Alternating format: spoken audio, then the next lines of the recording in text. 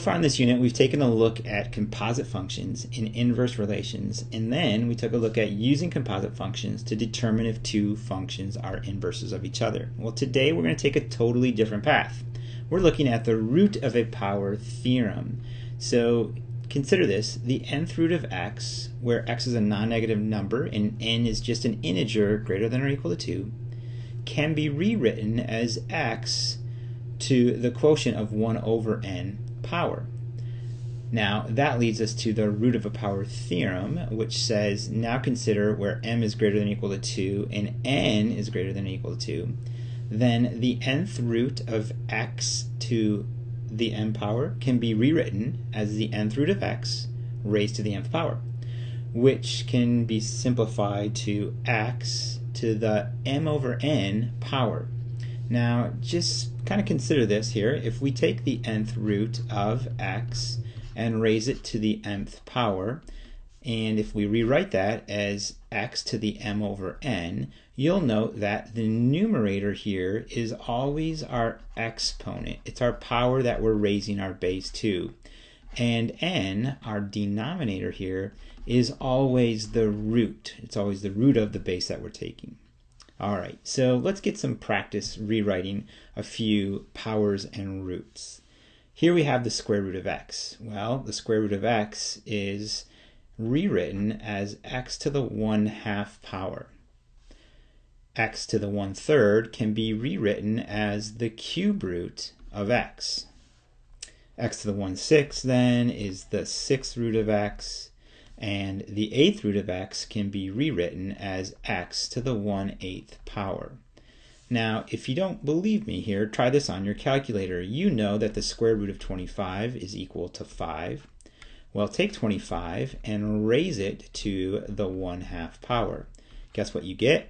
You'll get 5. Same thing for 8. 8, we know the cube root of 8 is equal to 2. Take 8 and raise it to the 1/3 power. Guess what you'll get? Yep, you're going to get 2. Alright, let's take a look at a few problems involving the geometric mean. Now, you know what it's like to take the arithmetic mean, you add up all the numbers and divide by the number of numbers you added up. Well, the geometric mean is going to be used when our numbers are quite dispersed. So you have some very low numbers, you have some very high numbers. And this is done to keep those high numbers from skewing the data disproportionately. So here's an example. We have populations for 1 square mile from 8 different places in the United States. And we want to use the geometric mean to compute the average population density for 1 square mile. Alright, so the geometric mean says to take all of your numbers and multiply them. So we're going to take 47 times 68 times 159 times 2215 times 8715 times 10,512 times 12,130 finally times 45,312. Now, once we find that product, we are then going to take the 8th root of that product. So our calculators can do this for us. If you switch over to your graphing calculator, we're going to plug those guys in. And if you tap on the math button and you go down here to number 5, you'll have a place to do the 8th root. So go ahead and hit the 8th root here, and you'll see that it's going to, from my calculator, throw in the ANS, which means the previous answer. So I'm just going to change that to 8. So I'm going to take the 8th root now. I'm going to open up my parentheses, and I'm going to multiply all these numbers.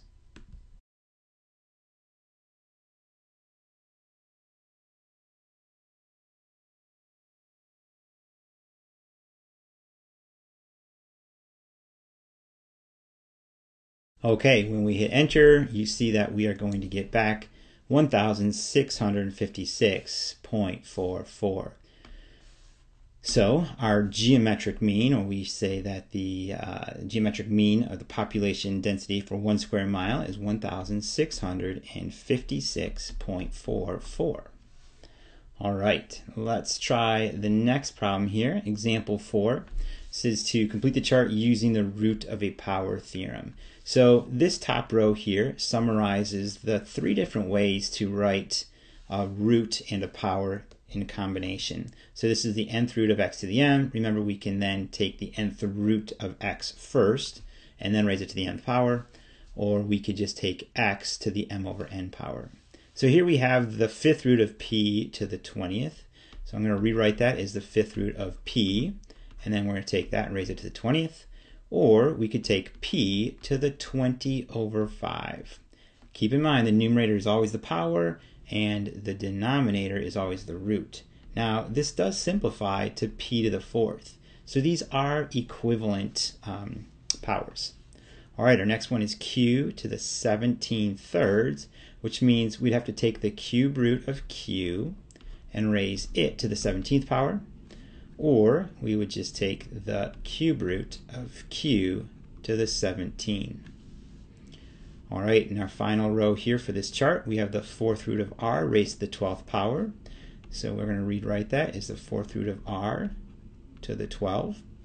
Or if we write this as just a rational exponent, we'll have r to the 12/4, which can be simplified to r to the 3rd power.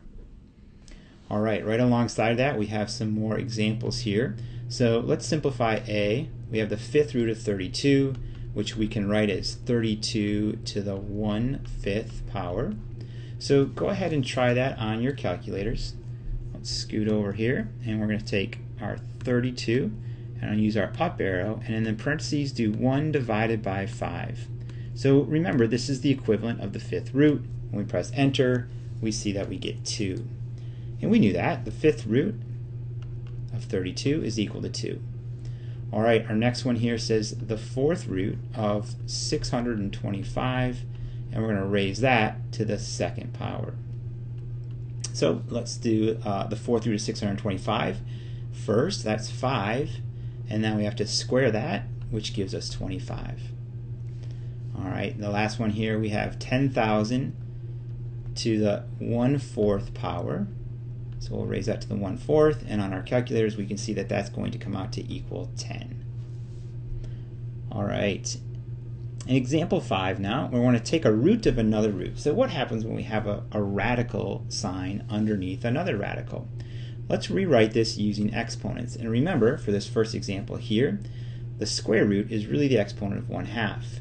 So this first radical that I'm going to highlight in blue now can be expressed as 10 to the 1/2. Well, we're going to take the square root of that, so we need to raise that to the 1/2 as well. Then we're going to take the square root of that, so that also gets raised to the 1/2. And then finally, we need to do it one more time, so that also needs to get raised to the 1/2. So what we have here is a power of a power of a power of a power. We need to multiply these exponents. So this is 10 to the 1/2 times 1/2, which is 1/4, times 1/2 is 1/8. 1/8 times 1/2 is 1/16. So the final result there is really 10 to the 1/16 power. All right, same thing for this next one here. We're going to use exponents. So let's start on the inner radical. This is the square root of 417. Whoops, that's 417.9 to the 1/2. Now the next radical is the fifth root. So we're going to raise that to the 1/5 power. And then finally, our last radical is the 1/3. So we're going to raise that result to the 1/3 power. So again, we have a power of a power of a power, which means we need to multiply these exponents. So 1/2 times 1/5 is 1/10, and then 1/10 times 1/3 is 1/30. So 417.9 to the 1/30 is the equivalent to our first expression there. All right.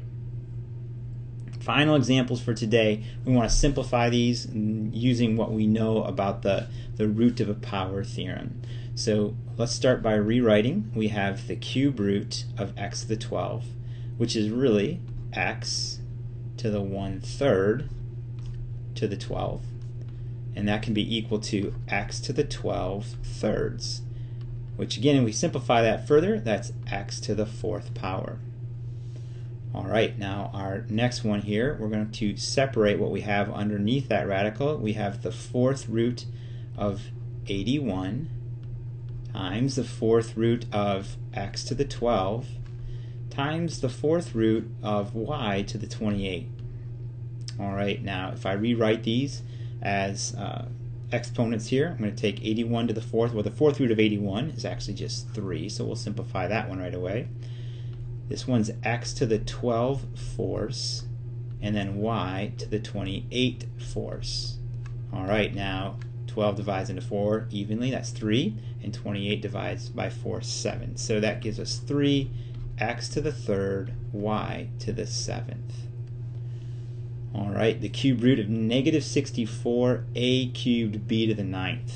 So let's rewrite this as negative 64, the cube root of negative 64 times the cube root of a cubed times the cube root of b to the 9th. Again, now we can rewrite these as rational exponents. So this negative 64, the cube root of, is just negative 4. This is a to the power of 3 over 3. And this is b to the power of 9 over 3. Alright, this all simplifies to negative 4a b to the third power.